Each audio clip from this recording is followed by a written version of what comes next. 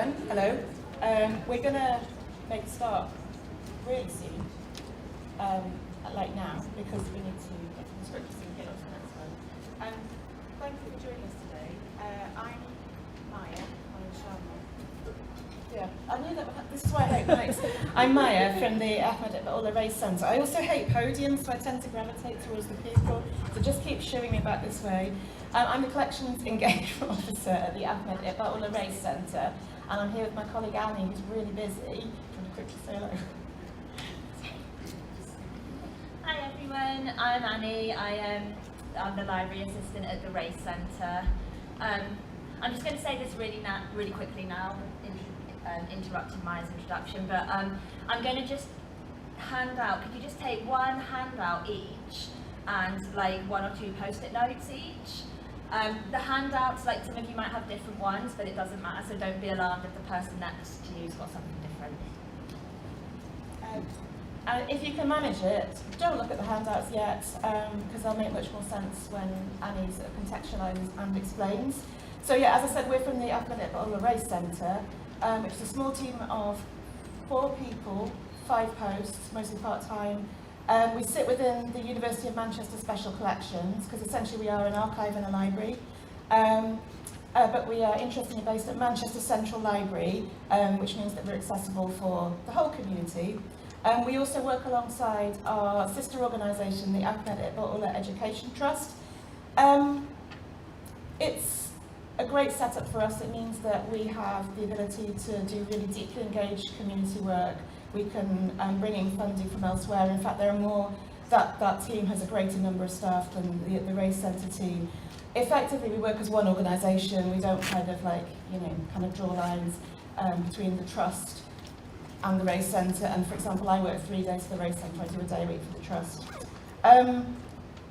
We are a kind of vision, mission and values driven organisation. They're there, I'm not going to read them out. I think we can quite quickly move through that. One thing I think that is important to state is that we call ourselves an anti-racist, anti-discriminatory organisation, in that we do the work we do because it's really interesting and we love kind of history and heritage and experiences, but also because we think it's really important to put them to work in ways that challenge racist and discriminatory narratives and stereotypes. And I did say the kind of thing that I should have said right at the beginning about us, in case you don't know, our specialist library and our archive collections focus on the stories of global majority communities, race and racism, anti-racist activity, and the history of thinking about race and ethnicity.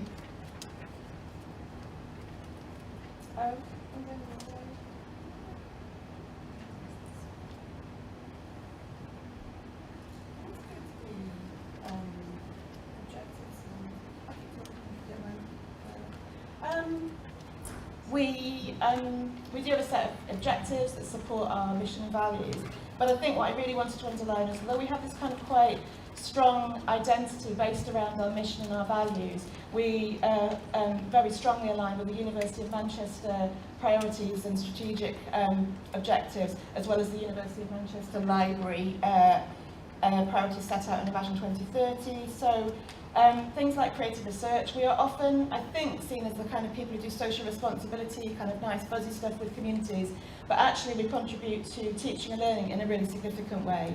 And also to research, we're increasingly working with researchers, not just when they want to come and look at some archives or kind of source some community people, but we're actually consulted and often asked to help them design research that is ethical, that will get the involvement and the kind of nuanced involvement of community members and so on.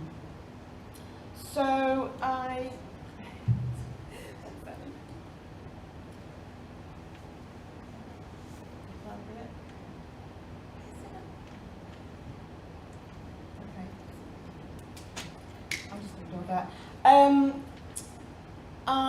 just wanted to kind of finish my bit really by picking on a few key things about why we do creative engagement work. Esme talked about research being about imagination and creativity, so I think that's kind of one insight into why we do it.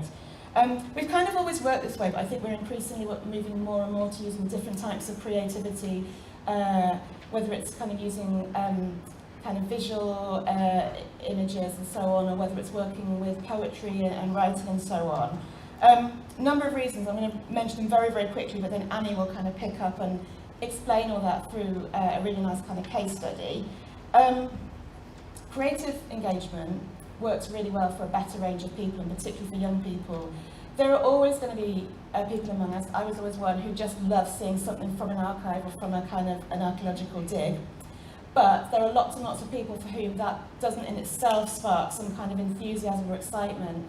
So to reach those people using creative methods, I think it kind of enables us to kind of essentially kind of show them history and heritage in a way that doesn't feel like a kind of formal, stilted kind of classroom type engagement. And I think the creative methodologies that we use enable people to actually take hold of histories. So again, it changes it from this passive thing, here's some things you need to know about the past or about your community's experiences or whatever. But it kind of offers them that, explains and shows them kind of any contextual information they might want. But then we use the creative methodologies to actually get them to take hold and to kind of wrestle with ideas and kind of really look about what it means to them. Which also means, on the whole, it is really enjoyable. We do obviously work with quite sometimes difficult themes and topics. Some of the experiences captured in our oral histories can be deeply upsetting. When you think about, you know, we've recorded oral histories with people who've kind of fled war zones, people who've come here and experienced really horrible kind of interpersonal racism. But generally speaking, even if the engagement work is kind of working with those kinds of histories and experiences, there's an enjoyment to it that's kind of a sort of thoughtful enjoyment, if you like. I think I've said the last point there, that it kind of shows that there are different and perhaps in some ways more nuanced ways of engaging with heritage. And I just want to go back to the thing about research, because interestingly, since I've been here, I've seen an increase in researchers wanting to use kind of creative methodologies in their research projects. So we collaborated with someone over the last year, and we ran a creative workshop, bringing some of the records we have related to Moss Side uprisings, and then did some work on that. And we've been named in another bid that's just going in recently, which is again using kind of poetry in French, in mother tongue sessions with young people of kind of francophone countries. And again, that's about finding ways to connect language learning, migrant and diaspora histories, and a way that the young people who will be involved, if they get the money, can kind of again take hold of them and make something of them for themselves. I think I'm going to just skip the next 2 slides and just hand over to Annie. Yeah, we do lots of creative work in lots of different ways. I was going to show you a few slides. I'm not now. I'm going to hand over to Annie, who's got a really nice kind of case study to show you.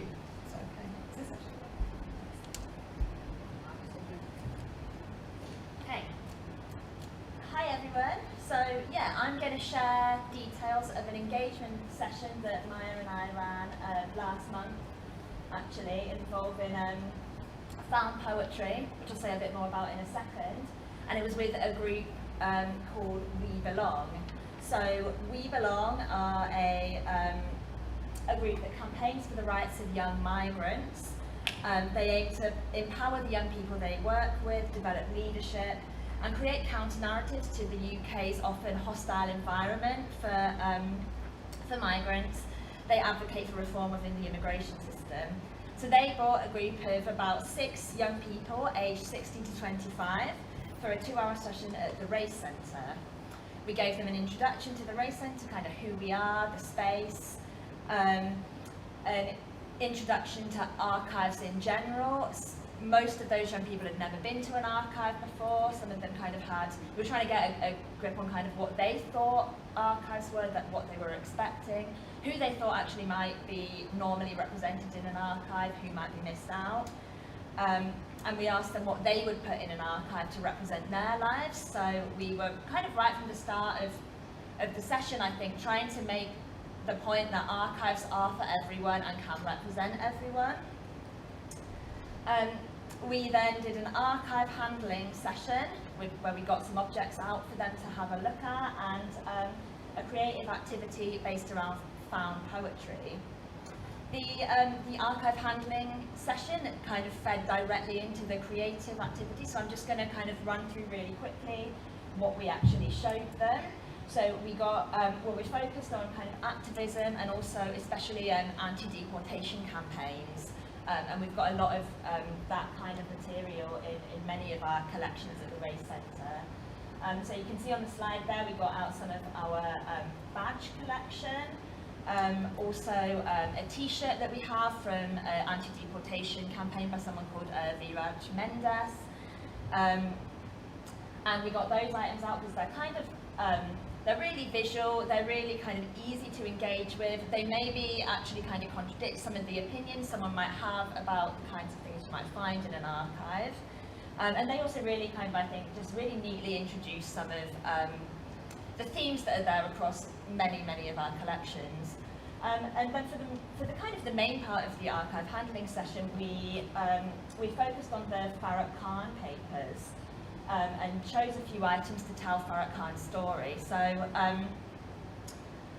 I'll just really quickly, as we are limited for time, tell you a little bit about Farrokh Khan, who she is. So Farrokh Khan and her family are originally from Pakistan, where Farrokh worked for 21 years as a community development worker. This was a non-traditional role for a woman, which caused conflict with her husband's traditional family. The relationship deteriorated and it became abusive, and Farrokh was forced to flee with her children and seek asylum in the UK. Her request for asylum was denied, and while she was waiting for the outcome of her appeal against this decision, she did a lot of community work in Manchester. Her appeal was denied too, and her family and friends set up something called the Farrokh Khan and Family Must Stay campaign. She spoke all over the country in support of this campaign. There were demonstrations. A petition with, I think, more than 9,000 signatures was presented to the Home Office. And eventually, that her and her family were granted the right to remain in the UK. So it has a positive ending. So as I said, we showed some items that showed Farrokh's story. We showed some news reports, some flyers, a speech by her daughter Maria, and also an invitation that Farrokh received to a reception at Buckingham Palace. She was invited in recognition of her community work to the reception at Buckingham Palace, at the same time as the Home Office was actively threatening to deport her, which is a little ironic to say the very least. We used this invitation as the basis of the found poetry session, so I'm going to say a little bit more about that in a second. First though, for those who might not have heard of it, I'll just explain a little bit about found poetry, what that is. So it's borrowing words and phrases from other sources and using them to create a new poem. It's kind of similar to collage in visual art, or even kind of samples or remixes in music, creating a new artwork out of something that already exists. Subtypes of found poetry include erasure and blackout poetry, so basically taking an existing document, so it could be a kind of archival record, a historical document, it could be a news article, a kind of piece of policy writing, anything you want really, and actually crossing out and erasing parts of that document to create something new from the words within it. I've got a couple of examples on the slide, and I showed these to the young people in the session as well. So we have Lady Longsoldier is a American First Nations poet, and what she did was take the formal apology to Native American tribes by the US government, which was problematic for all sorts of reasons, and use individual words to make a new poem. The other example is a poet called Kate Bayer, and it's called Ari Holding Police Accountable. Basically, she wrote a blog about police violence and racism, got an email back saying, I wish you'd stick to poetry, why are you speaking out, kind of all of this stuff. And she took words from that email and made this new poem that basically just says, I wish you would disappear is what you say when you stay silent. So I think this kind of poetry really offers a way of kind of speaking or writing back to quite problematic and oppressive narratives. or kind of re-inscribing voices that are silenced or marginalised by those narratives. So it's got a lot of potential, I think, as a form. It's slightly difficult to see this, I think, you won't be able to read it, but this is the Buckingham Palace invitation sent to Farrokh Khan that we used as raw material for found poetry collages. Thanks, Maya. Oh, yeah. Hope you've all been able to hear me.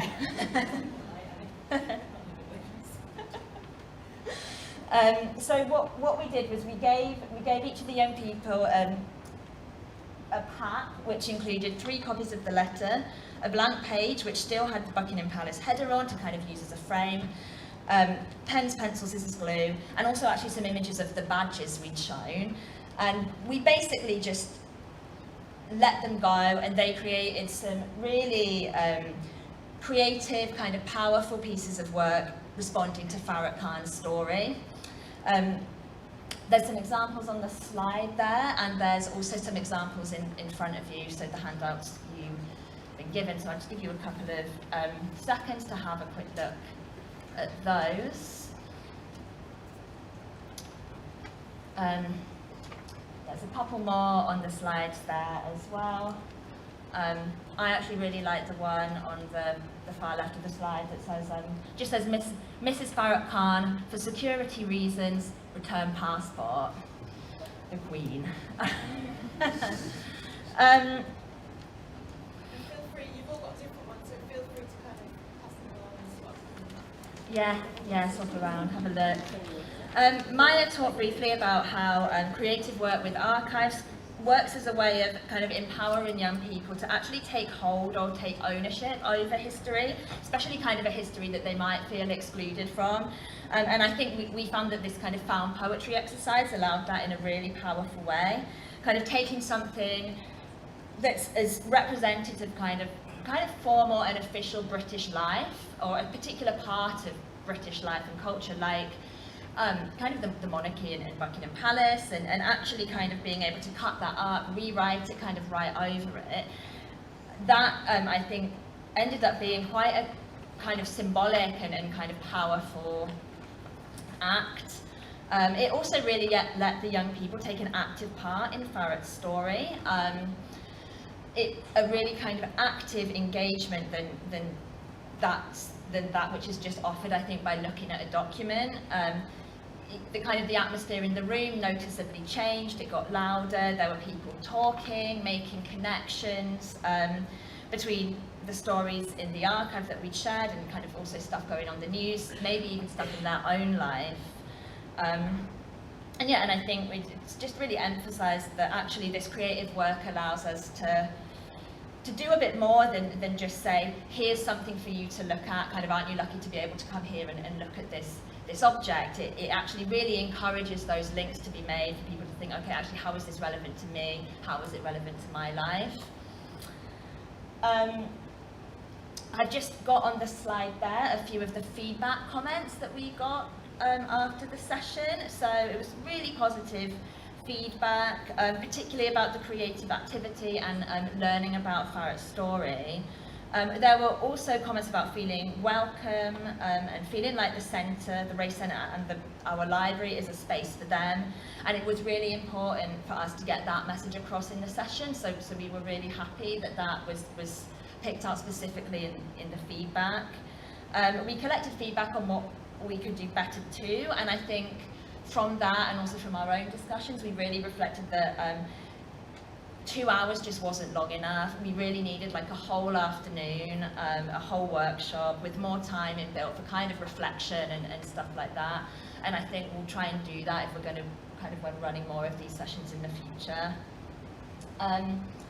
We asked them also about kind of what they'd like next, and again, kind of they really positive about actually that creative work with archives being something that they'd really like to do more of. And she just mentioned we are planning to build our relationship with this group with We Belong and run more sessions for them, kind of like dig deeper into what they're really interested in. And we've even spoken kind of informally about potentially collecting some of their stories for our archive as well. We really want it to be a kind of like a two-way relationship. I think that's really integral to all of the kind of work we do with groups and communities.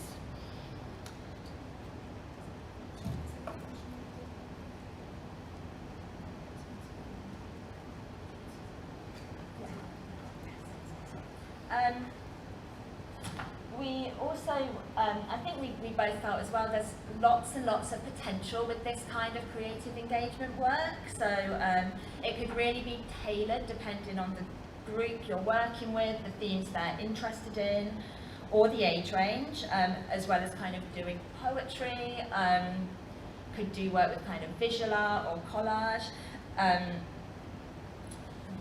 You just have to basically change the raw material, and it's a session that could be kind of reused in lots of different ways. And I think even kind of looking outside of kind of special collections and archives, like there's potential for using it in teaching and learning as well, in kind of public engagement work with researchers. I think the possibilities are endless, really. So with that in mind, I think we wanted to kind of like hand over to you for the last 4 or 5 minutes.